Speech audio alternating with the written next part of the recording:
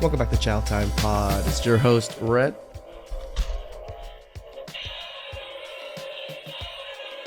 You got a video today from Manosphere Highlights Daily.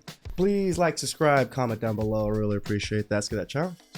China has recorded falling marriage rates for 9 consecutive years from 2013 to 2022. Everywhere. While the number rebounded in 2023, marriage registrations tumbled again the following year.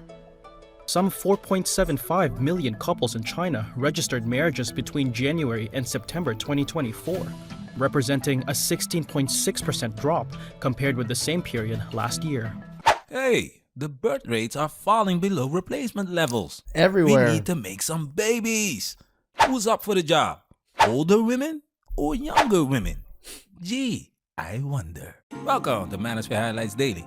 In this video, we're breaking down some basic sociology that applies to all that dating foolishness, helping men better understand why the drama in the world today is not a fluke. Human behavior impacts society, and society impacts human behavior. It's a cycle. Marriage and birth rates have been declining worldwide, driven by rapid changes in gender dynamics, cultural expectations, and economic realities. That's why China is so fascinating to study from a sociological perspective. Once upon a time, they implemented a one-child policy to curb population growth, and now that same policy has come back to haunt them. China has approximately 34.9 million more men than women. The surplus stems from decades of prenatal sex identification and selective abortions. Chinese families traditionally prefer sons over daughters to continue their family lines. The preference for boys, combined with China's now abandoned one-child policy, has created a society where there aren't enough single women available for marriage. Many families decided that they only wanted a boy, despite government propaganda stating that having a boy or girl is equally good. The mortality rates for girl babies was higher than for boys, so it was clear that parents were more willing to use their resources on boys than on girls. This sets the tone perfectly. Leftover women are leftover women for a reason. There's a practical side to human behavior. Let's talk about it.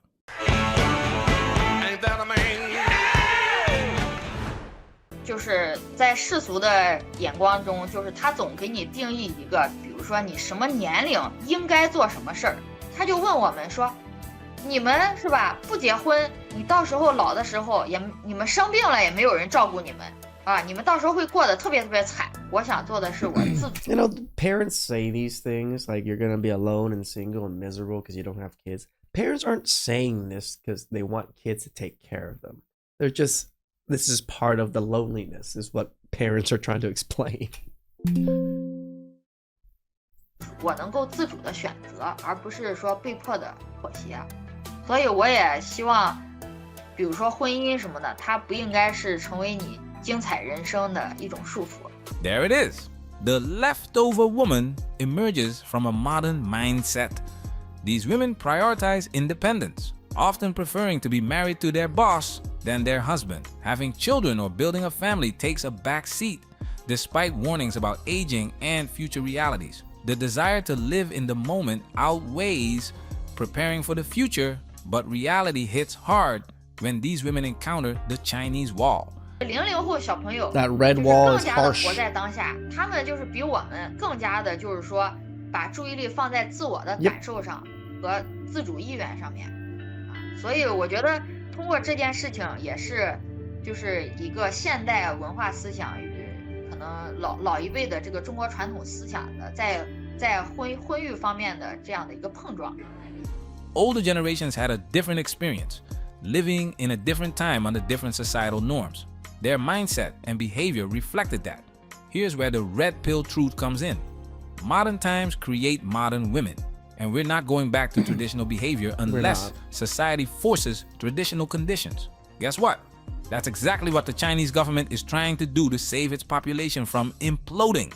They would like women to get married at a younger age and more women to get married. So I think marriage is a key, especially in a place like China, where you have almost no children outside of marriage. Part of the way they controlled population growth is by controlling marriage. China's aging population. See, That's awesome, right? At least they don't have a single mother epidemic like we do in the United States. Is outpacing new births. Some 9 million babies were born in China in 2023, the lowest figure since records were first kept in 1949. Not enough people to support the aging population or to, create a sort of economic strength. I really think the government is kind of panicky. And in the meantime, young people are like, forget it. Some Chinese cities have tried to boost. That's exactly how young people here see it. Forget it. I don't care. I didn't cause it. It wasn't my issue. I don't care if the world burns. Sadness. Marriage rates and incentivize childbirths with cash bonuses. Luliang City announced that starting in 2025, any couple who registers locally will receive 1,500 yuan if the bride is younger than 35 years old. Damn. It also said couples will receive 2,000 yuan for their first child born in the region. But some people feel the subsidies aren't enough to offset the costs of raising a child to adulthood. There you have it. Marriage is tied to procreation and survival. Historically, during the one-child policy, Chinese families preferred sons to continue the bloodline and care for the family. But now, with birth rates shrinking to dangerous levels, the focus has shifted to young, fertile women. It's not romantic, it's practical. The government... Like again, Rachel was talking, I did an episode with Rachel talking to young women about this. That's happening in the United States. They don't care. They really don't. Knows that marriage and childbearing are foundational for survival. Take those subsidies for brides under 35, for example. It's no coincidence. A woman's fertility declines sharply after 35, and after 40, it's a free fall. The leftover woman is left over because she can no longer fulfill these practical societal expectations. In a meeting with the women's rights group All China Women's Federation, Chinese President Xi Jinping said women must embrace a new trend of family as the nation grapples with its demographic crisis. See, it's funny, like nations are perfectly happy to request things from men, like to go to war and all these other things for sacrificing. But at least in the United States, we don't ever ask anything of women. And we should be asking them, hey, maybe think about families, think about kids younger. No, but the United States keeps pushing them to that boss, babe, independent, I don't need no man.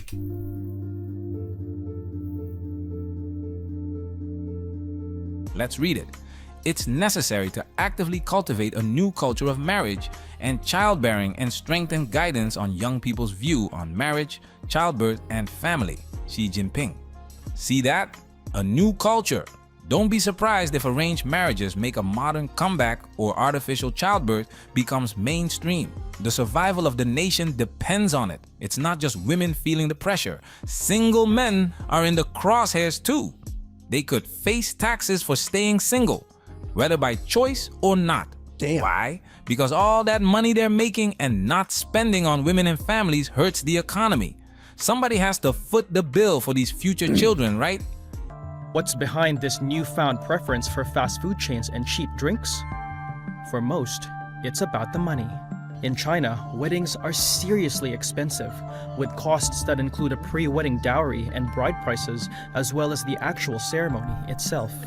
A case study by the Renmin University of China showed couples spent an average of 330,000 yuan to get married. Some people say that the financial stress makes it harder to find love.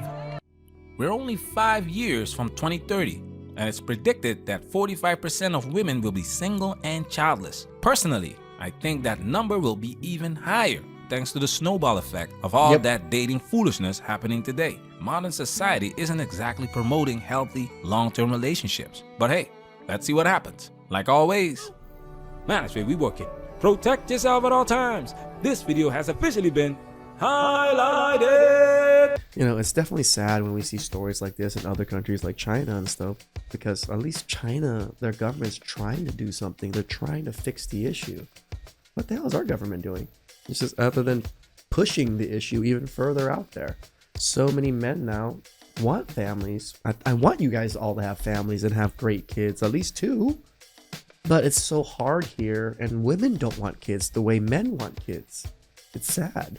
Please like, subscribe, comment down below. I really appreciate that. Catch you guys next time. Ciao.